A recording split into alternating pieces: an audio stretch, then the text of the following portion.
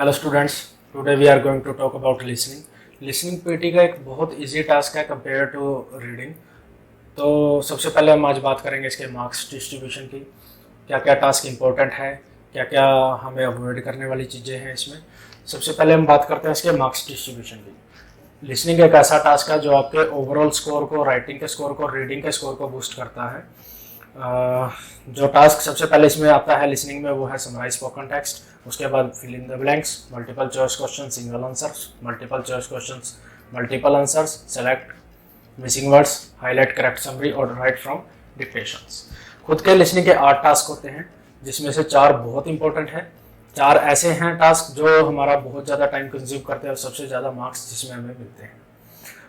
इसके अलावा स्पीकिंग में से हमारे 3 ऐसे टास्क हैं जो लिसनिंग में नंबर हमें देते हैं। एक है रिपीट सेंटेंस, रिटन लेक्चर और answer short questions. Marks distribution कैसे है इसके, आप 45 to 50 मार्क्स जो है आपके राइटिंग में जाते हैं और 10 to 12 मार्क्स आपके रीडिंग में जाते हैं। सबसे पहले हम बात करते हैं इंपॉर्टेंट टास्क की, जो सबसे मेन 4 इंपॉर्टेंट टास्क हैं। पहला है summarise spoken text. Summarise spoken text को आपको करने के लिए आपको 10 मिनट का टाइम दिया जाएगा।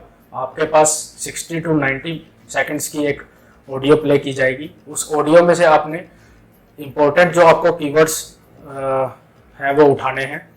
कीवर्ड्स उठाने के साथ साथ आपने एक चीज़ का ध्यान रखना है, स्पेलिंग्स जिसमें आप श्योर हैं आप सिर्फ वही समराइज स्पोकन टेक्स्ट में स्पेलिंग्स लिखेंगे, वही आप कीवर्ड्स लिखेंगे। जिसकी स्पेलिंग में आप श्योर नहीं है उनको अवॉइड करो। उसके बाद हमें जो नेक्स्ट टास्क है वो है लिसनिंग के fill in the blanks. Listening fill in the blanks में आपके पास ऑडियो आएगी, एक पैराग्राफ आएगा बीच में जिसमें ब्लैंक दिए होंगे। ब्लैंक्स में हमने वर्ड्स को कैप्चर करना है ऑडियो में से। ऑडियो में ध्यान किस बात का रखना है, जैसे ही स्पीकर बोलना स्टार्ट करता है, जैसे ही आपकी ऑडियो स्टार्ट होगी, आपने अपनी नोटबुक पे फोकस नहीं करना। फोकस जो करना है वो करना है स्क्रीन पे। स्क्रीन पे ध्यान देना है, नोट डाउन करते टाइम नीचे नहीं देखना, इतने में आपको पता नहीं लगेगा ऑडियो कितनी आगे तक पहुंच चुकी है। स्पेलिंग आपको बहुत इसमें इंपॉर्टेंट है, बहुत ध्यान रखना पड़ेगा। फिल इन द ब्लैंक्स में एक स्पेलिंग के बेस पे ही आपको 1 मार्क अलॉट किया जाएगा। नेक्स्ट जो टास्क है इंपॉर्टेंट वो है highlight incorrect words. Highlight incorrect word में भी आपके पास एक ऑडियो आएगी, साथ में स्क्रीन के ऊपर पैराग्राफ दिया जाएगा। कुछ वर्ड जो ऑडियो में अलग होंगे और आपकी स्क्रीन पे अलग होंगे वो हमने कैप्चर करने हैं। एक वर्ड कैप्चर करने पर 1 नंबर आपको अलॉट किया जाएगा। अगर आप किसी वर्ड को गलत, जो वर्ड दोनों में ही सेम था स्क्रीन पे भी और ऑडियो में भी, अगर आप उसको चूज करते हैं तो आपका नेगेटिव मार्क्स जो है इसमें वो होता है। उसके बाद हम बात करते हैं डिक्टेशन की। डिक्टेशन जो है लिसनिंग का सबसे इंपॉर्टेंट पार्ट है, जिसको हम द किंग के नाम से भी जानते हैं। डिक्टेशन में क्या करना है, डिक्टेशन में आपको एक ऑडियो सुनाई देगी, 10 to 12 वर्ड्स का एक सेंटेंस आएगा। आपने उसको कॉपी में नोट डाउन कर लेना है, आपके नोटपैड पे नोट डाउन कर लेना है। उसके बाद आपने अपने जो वर्ड आपका ठीक होगा कंप्यूटर पे टाइप करना है। जो वर्ड ठीक होगा वो कंप्यूटर कैप्चर कर लेगा, उसके आपको मार्क्स दे दिए जाएंगे। जो वर्ड गलत होगा कोई नेगेटिवली इसमें मार्किंग नहीं रहती है। उसके बाद हमने क्या करना है, मोस्टली बच्चों का क्वेश्चन ये रहता है कि हम वर्ड्स ऐड कर सकते हैं डिक्टेशन में या नहीं कर सकते हैं। हम वर्ड्स बिल्कुल ऐड कर सकते हैं। अगर आपको स्टूडेंट और स्टूडेंट्स, फॉर एग्जांपल आपके पास एक सेंटेंस आ जाता है जिसमें आप कंफ्यूज हो कि स्टूडेंट वर्ड था या स्टूडेंट्स वर्ड्स था, तो हम उन दोनों स्टूडेंट और स्टूडेंट्स दोनों ही वर्ड्स को हम डाल सकते हैं। ये आपकी राइटिंग को नेगेटिवली इम्पैक्ट नहीं करता है।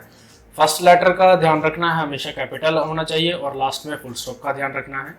उसके बाद हम बात करते हैं कुछ ऐसे पार्ट्स की लिसनिंग के जो सबसे कम मार्क्स के होते हैं और सबसे ज़्यादा टाइम कंज्यूम करते हैं, like multiple choice question, single answers, multiple choice question, multiple answers, select missing word, highlight correct summary.